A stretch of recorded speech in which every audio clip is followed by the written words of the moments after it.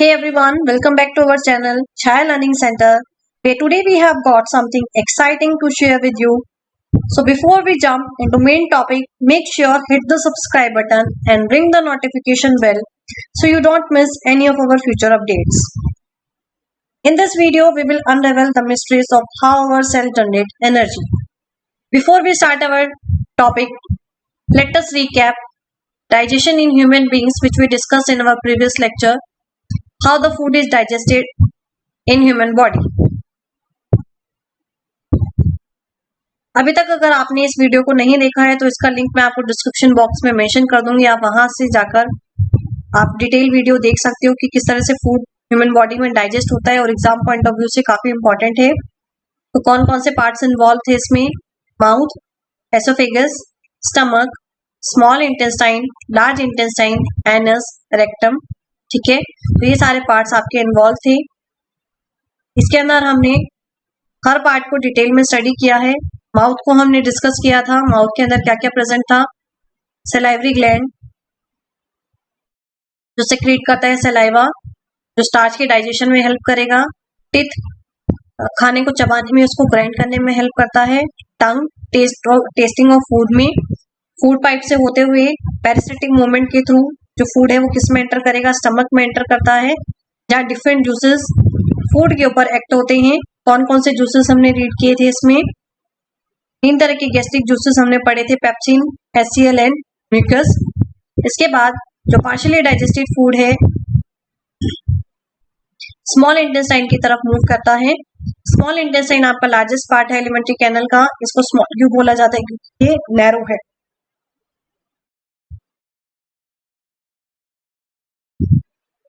इसमें फर्दर हमने लीवर और पैनक्रियास को डिस्कस किया। लीवर बाइल जूस सेक्रेट करता है और जो पैनक्रियास है पैनक्रेटिक जूसेस सेक्रेट करता है।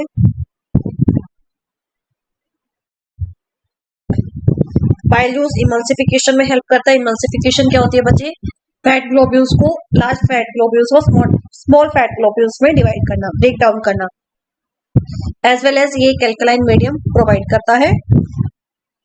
पैनक्रेटिक जूसेस में हमने पैनक्रेटिक अमाइलेज, ट्रिप्सिन और लाइपेज को स्टडी किया। अमाइलेज स्टार्च को ब्रेक डाउन करेगा, ट्रिप्सिन प्रोटीन को डाइजेस्ट करता है और जो लाइपेज है वो इमल्सिफाइड फैट को ब्रेक डाउन करेगा। ठीक है, तो इस तरह से ये हम डिस्कस कर चुके हैं। Then large intestine reabsorption large intestine में अक्कर होती है। Temporary collection of faeces and water कहाँ होता है? रेक्टम में। और जो एनस है वो इजेशन में हेल्प करती है। तो चलिए शुरू करते हैं अपना आज का topic, that is a respiration. तो रेस्पिरेशन बच्चे, सबसे पहले रेस्पिरेशन आप सिंपल वर्ड्स में मैं अगर रेस्पिरेशन आपको समझाना चाहूँ तो आप रेस्पिरेशन से क्या समझते हो? इनहेल और एक्सेल करना। एक्सरसाइज के टाइम पे हम क्या करते हैं? इनहेल करते हैं और एक्सेल करते हैं, यानी कि ऑक्सीजन लेते हैं और कार्बन डाइऑक्साइड रिलीज करते हैं। इसमें जो लंग्स है वो एक इंपॉर्टेंट रोल प्ले कर रहा है। But there is a difference between respiration and breathing. Inhale और एक्सेल करना क्या है? ब्रीथिंग है। जब आप इनहेल कर रहे हो, एक्सेल कर रहे हो, यानी क्या हो रही है? गैसेस एक्सचेंज हो रही है। जब गैसेस एक्सचेंज हो रही है किसकी हेल्प से? लंग्स के थ्रू जो गैसेस है आपकी एक्सचेंज हो रही है, तो ये क्या है? आपकी ब्रीथिंग है। ब्रीथिंग में क्या होता है? एक इनहेलेशन और एक्सेलेशन मिलके पूरी एक ब्रेथ को कंप्लीट करती है। एक ब्रेथ किसके इक्वल है? 1 इनहेलेशन प्लस 1 एक्सेलेशन। तो वो इनहेल और एक्सेल करना क्या है बेटा? ब्रीथिंग। रेस्पिरेशन क्या है बेटा? रेस्पिरेशन के अंदर जो आपका फूड ब्रेकडाउन हुआ, ब्रेकडाउन होने के बाद एसिमुलेशन हुई है और एसिमुलेशन होने के बाद वहां से उस फूड से क्या होगा? एनर्जी रिलीज होगी। अब वो एनर्जी किस तरह से एनर्जी यूटिलाइज होगी, ये सब हम किसके अंदर डिस्कस करेंगे? रेस्पिरेशन में। जो रेस्पिरेशन है आपकी, ये एक सेलुलर लेवल के ऊपर अक्कर होती है। एक आपकी बायोकेमिकल प्रोसेस है जिसमें एनर्जी रिलीज होगी। ठीक है, यहाँ पे किसी तरह का एक्सचेंज नहीं होगा, यहाँ पे क्या होगा? एनर्जी रिलीज होगी। तो ये डिफरेंस है किस किस के बीच में? ब्रीथिंग और रेस्पिरेशन में। यहाँ पे आपको मेंशन भी है, आप यहाँ से पढ़ सकते हो कि ब्रीथिंग और रेस्पिरेशन में क्या डिफरेंस है। ये आपकी एक सेलुलर लेवल पे है। ओके, इसके बाद जब फूड डाइजेस्ट हो गया तो वो किस तरह से यूज होगा? जो फूड डाइजेस्ट हो चुके हैं उसको जो बॉडी है वो 2 तरह से यूज करती है। कैसे कैसे यूज करेगी? Number 1 as a fuel to perform various activities, और दूसरा आपकी जो बॉडी के सेल और टिश्यूज है उनकी ग्रोथ के लिए और उनकी रिपेयर के लिए भी इसका यूज किया जाएगा। इसी एनर्जी का यूज किया जाएगा। ओके, इसके बाद अभी मैंने आपको बोला कि फूड डाइजेस्ट हुआ, एसिमुलेट हुआ, यानी कि जो फूड है वो स्मॉल पार्ट्स में ब्रेक डाउन हो चुका है। अब वहां से उन मॉलिक्यूल्स को यूज करेंगे और वहां से क्या रिलीज होगी, एनर्जी। अब ये एनर्जी किस फॉर्म में स्टोर होगी, ठीक है। अब कोई बैटरी या सेल तो नहीं है बॉडी के अंदर, तो बॉडी के अंदर जो बैटरी और सेल का काम है वो क्या है, मतलब कनेक्ट करते हैं, ये जो एनर्जी है वो स्टोर हो जाती है in the form of ATP molecule. ATP क्या होता है आपका, एडिनोसाइन ट्राइफॉस्फेट, जो क्या है, energy currency battery of the cell, जो एनर्जी प्रोवाइड करता है, ठीक है। तो जो बॉडी है यहाँ पे स्टोर हो गई किस फॉर्म में, इन the form of ATP molecules. इसके बाद मैं आपके साथ डिस्कस करती हूँ इसके टाइप्स, दो तरह के टाइप्स हम रेस्पिरेशन में डिस्कस करेंगे, aerobic respiration and anaerobic respiration. तो डिपेंड करता है कि ऑक्सीजन की प्रेजेंस है या ऑक्सीजन की एब्सेंस है। वो रेस्पिरेशन जिसमें ऑक्सीजन एब्सेंट है उसको हम बोलेंगे एनारोबिक, और जिसमें ऑक्सीजन प्रेजेंट है उसको हम बोलते हैं एरोबिक रेस्पिरेशन। एरोबिक यानी in the presence of oxygen food break down होगा, anaerobic in the absence of oxygen food break down हो रहा है। तो एरोबिक रेस्पिरेशन किस में अकर होती है, आपकी ह्यूमन बींग्स में अकर होगी, और जो एनारोबिक रेस्पिरेशन है वो किस में अकर होती है, आपकी माइक्रो ऑर्गेनिज्म जैसे कि ईस्ट, ठीक है। यहाँ पे एरोबिक रेस्पिरेशन में आपकी जो ग्लूकोज है, ठीक है, जो ग्लूकोज है ये किसमें ब्रेक डाउन होगा, कार्बन डाइऑक्साइड और वाटर कंप्लीटली ब्रेक डाउन हो जाएगा। लेकिन यहाँ पे जो फूड है आपका, जो ग्लूकोज है वो इथेनॉल और कार्बन डाइऑक्साइड के अंदर ब्रेक डाउन होगा। एरोबिक रेस्पिरेशन माइटोकॉन्ड्रिया में अकर करती है, और जो एनारोबिक रेस्पिरेशन है ये कहाँ कौन अकर करते हैं, माइक्रो ऑर्गेनिज्म में अकर होगी। एरोबिक रेस्पिरेशन के अंदर large amount of energy release होती है किस फॉर्म में, 38 एटीपी। एक ग्लूकोज का मॉलिक्यूल कितने एटीपी कंटेन करता है, 38 एटीपी मॉलिक्यूल्स कंटेन करता है। लेकिन एनारोबिक में ये जो रिलीज ऑफ एनर्जी है ये बहुत स्मॉल है, कितनी है, 2 एटीपी मॉलिक्यूल्स। ओके, तो इस तरह से आपके दो टाइप से एरोबिक एंड एनारोबिक रेस्पिरेशन। इसके बाद यहाँ पे एक फॉर्मूला आया ग्लूकोज, तो ग्लूकोज का फॉर्मूला हम पढ़ चुके हैं, क्या होता है बेटा, C6H12O11। अब सबसे पहले बॉडी के अंदर क्या होगा, ये जो 6 मॉलिक्यूल्स का कार्बन ग्लूकोज है जो 6 कार्बन से मिलके बना है, ये सबसे पहले ब्रेक डाउन होगा किसके अंदर, पायरुवेट के अंदर। जो पायरुवेट है वो क्या है, 3 मॉलिक्यूल्स का कार्बन है, ठीक है। तो सबसे पहले ग्लूकोज किसके अंदर कन्वर्ट हुआ, पायरुवेट की, किसमें होगा, साइटोप्लाज्म में। सेल हम पढ़ चुके हैं, सेल क्या होता है, बेसिक बिल्डिंग ब्लॉक है, बेसिक फंक्शनल यूनिट है लाइफ की। इसके अंदर 3 चीजें आती हैं, cell membrane, cell nucleus as well as cytoplasm. Cytoplasm एक जेल लाइक लिक्विड होता है जो किसके बीच में होता है, सेल मेम्ब्रेन और सेल न्यूक्लियस के बीच में, सेल को डैमेज होने से प्रोटेक्ट करता है, ठीक। तो सबसे पहले इस साइटोप्लाज्म के अंदर क्या हुआ, ये ग्लूकोज किस में कन्वर्ट हुआ, पायरुवेट के अंदर। नाउ डिपेंड करता है कि आगे की जो प्रोसेस है वो कहाँ करो, रेस्पिरेशन की जो प्रोसेस है इन एब्सेंस ऑफ ऑक्सीजन हो रही है या इन प्रेजेंस ऑफ ऑक्सीजन है, या ऑक्सीजन जो है लेकिन कम है, लैक ऑफ ऑक्सीजन है। तो अभी हम एनारोबिक में कर चुके हैं, इन एब्सेंस ऑफ ऑक्सीजन किस में अकर होगी, ईस्ट में, और किस में कन्वर्ट हो जाएगा, इथेनॉल, कार्बन डाइऑक्साइड, और साथ में क्या रिलीज होगी, एनर्जी। इथेनॉल 2 कार्बन का मॉलिक्यूल है।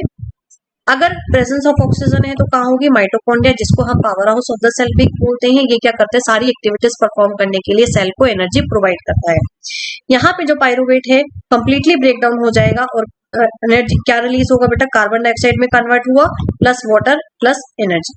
And if there is a lack of oxygen, जैसे कि इन अवर मसल सेल्स, आप एक्सरसाइज करते हो, विग्रस एक्सरसाइज करते हो, तो उसके बाद आप फील करते हो pain in your muscles, cramps in your muscles, तो वो क्यों होते हैं, due to the presence of lactic acid. क्योंकि यहाँ पे जो पायरुवेट था वो किसमें कन्वर्ट हो गया, अब आपका लैक्टिक एसिड, और साथ में क्या रिलीज हुई है, वहां पे एनर्जी रिलीज हुई है, ठीक है। तो ये विग्रस एक्सरसाइज करते हैं, ये वहां पे आपको ऑब्जर्व करने के लिए मिलेगा। तो माइटोकॉन्ड्रिया को हम power house of the cell भी बोलते हैं। इसकी फिगर मैंने आपको यहाँ पे दिखाई है। पावर हाउस क्यों बोलते हैं, क्योंकि पावर हाउस के जैसे आपके इलेक्ट्रिसिटी के पावर हाउस होते हैं, पावर हाउस से इलेक्ट्रिसिटी ऑफ कर दो तो इलेक्ट्रिसिटी नहीं मिलेगी, इसी तरह से पावर हाउस ये एनर्जी प्रोवाइड नहीं करेगा तो आप जो आपके सेल हैं, जो टिश्यूज हैं, वो काम नहीं करेंगे। तो it provide energy to perform the various function.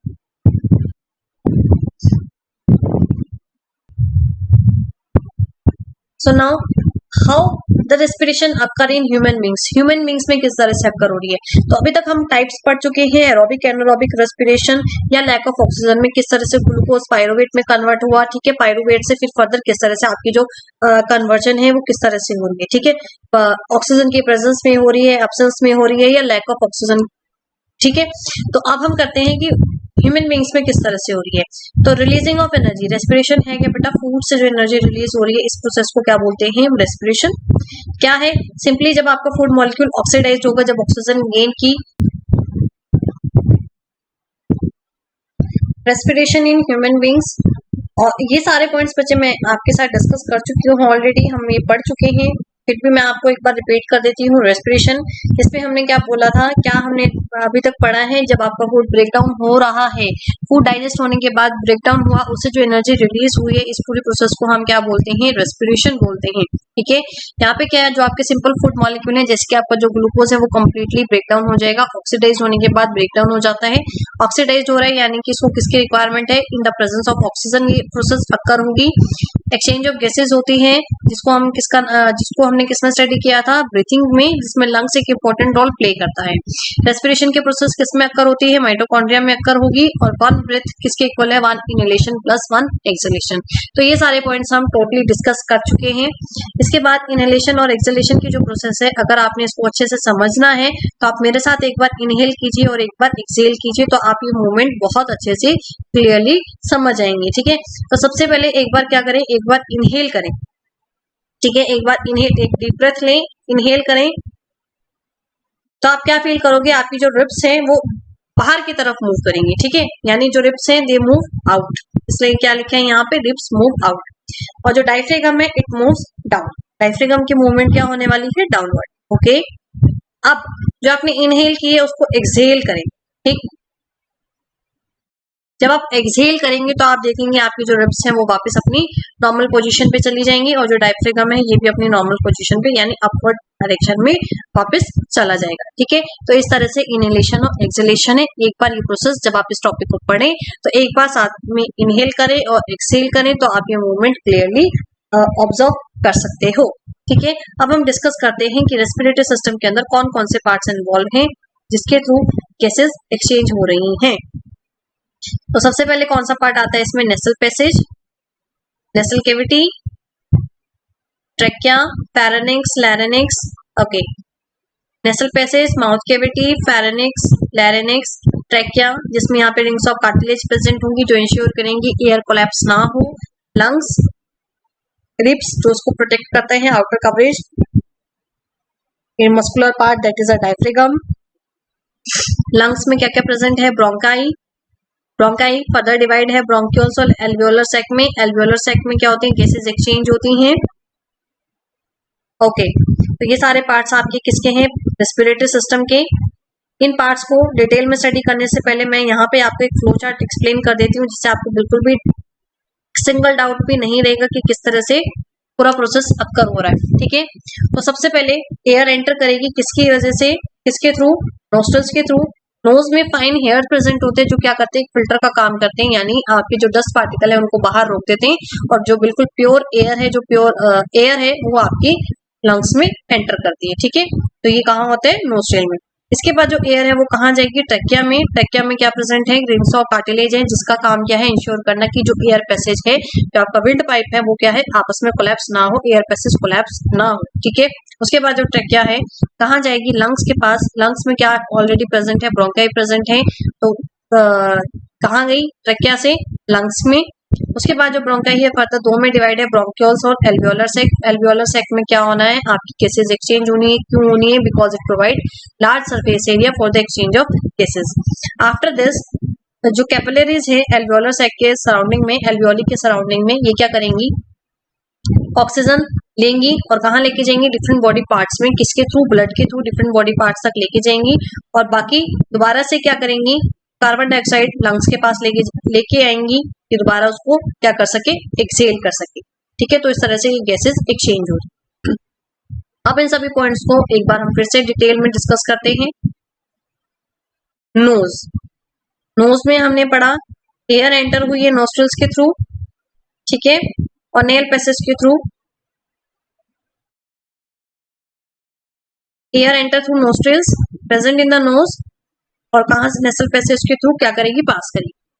Nasal passage में क्या प्रेजेंट है, फाइन हेयर और म्यूकस प्रेजेंट है, जो एयर को फिल्टर करने का काम करेंगे, जिससे लंग्स में क्लीन एयर एंटर करेगी। इसके बाद जब क्लीन एयर इसमें एंटर होनी है आपके लंग्स में, फेरेनिक्स जो कहाँ प्रेजेंट है, थ्रॉट का पार्ट है, नेसल पैसेज और विंड पाइप के बीच में प्रेजेंट है।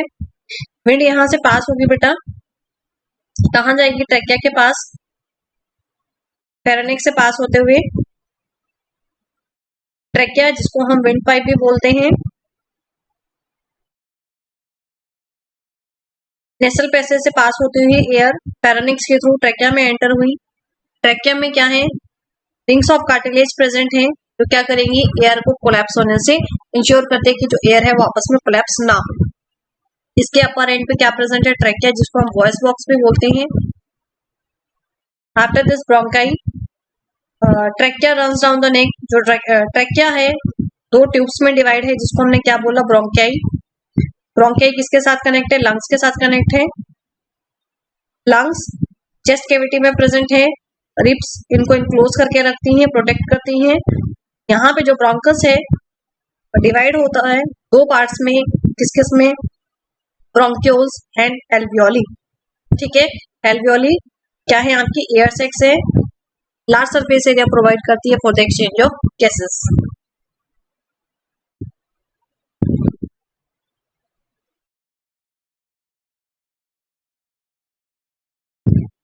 तो एल्वियोली में क्या हुआ बेटा, एल्वियोली में गैसेस एक्सचेंज हुई है। यहाँ पे क्या है, 3 ब्लड कैपिलरीज हैं जो क्या करेंगी, कैरी करेंगी गैसेस को, एक्सचेंज ऑफ गैसेस में हेल्प करेंगी। कैपिलरीज ऑक्सीजन को लेके जाएंगी different body parts through blood, और कार्बन डाइऑक्साइड को लंग्स के पास वापस लेकर आएंगी। डायफ्रागम, ये मूवमेंट हम देख चुके हैं इनहेलेशन और एक्सहेलेशन में। जब हम ब्रीथ इन करते हैं तो डायफ्रागम कॉन्ट्रैक्ट होता है, जिससे जो चेस्ट कैविटी है एक्सपेंड होगी और ऑक्सीजन इनहेल होती है। जब हम ब्रेथ आउट करते हैं डायफ्रागम रिलैक्स होते हैं, जिससे चेस्ट कैविटी फिर से कॉन्ट्रैक्ट करेगी और कार्बन डाइऑक्साइड बाहर की तरफ रिलीज होती है। तो ये थे आपके different different parts respiratory system के। इसके बाद गैसेस किस तरह से एक्सचेंज हुई एल्वियोलस, ब्लड और टिश्यू के बीच में, एक बार ये डिस्कस करते हैं।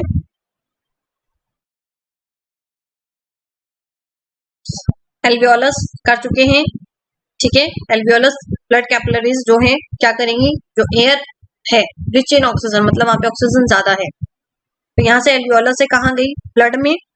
ब्लड में क्या है, आपकी जो कैपिलरीज है इनको कैरी करेंगी, ठीक है। अब ये ऑक्सीजन क्या हुई, बाइंड हुई किसके साथ, हीमोग्लोबिन के साथ, इसमें रेड ब्लड सेल्स के अंदर, और ऑक्सीजन कहाँ रिलीज हुई, टिश्यूज में, ठीक है। ये था ऑक्सीजन का। Carbon dioxide from the tissues, tissue से कार्बन डाइऑक्साइड कहाँ रिलीज हुई है, कार्बन डाइऑक्साइड ब्लड में रिलीज हुई। कार्बन डाइऑक्साइड डिसॉल्व हुई है ब्लड में, दोबारा जो कैपिलरीज हैं, ब्लड वेसल्स हैं, एल्वियोली की जो कैपिलरीज हैं इनको कैरी करेंगी, एल्वियोलर सैक में ये रिलीज होंगी, और जो नोस्ट्रल्स के थ्रू ये कार्बन डाइऑक्साइड फिर बाहर एक्सहेल कर दी जाएगी, ठीक है। तो सारा काम हम कर चुके हैं पहले, सिर्फ हमने इसको फ्लो चार्ट से जानना है। तो इस तरह से कंप्लीट रेस्पिरेशन अक्कर होती है किसके अंदर, ह्यूमन बींग्स के अंदर। Now we discuss how respiration occur in plants and animals. In plants respiration occur with the help of diffusion, diffusion की वजह से होगी, ठीक है। रेस्पिरेशन रूट्स में, स्टेम्स में, लीव्स में, स्टोमेटा हमने पढ़ा था। रूट्स में फाइन हेयर प्रेजेंट होते हैं जो क्या करेंगे, एब्जॉर्ब करते हैं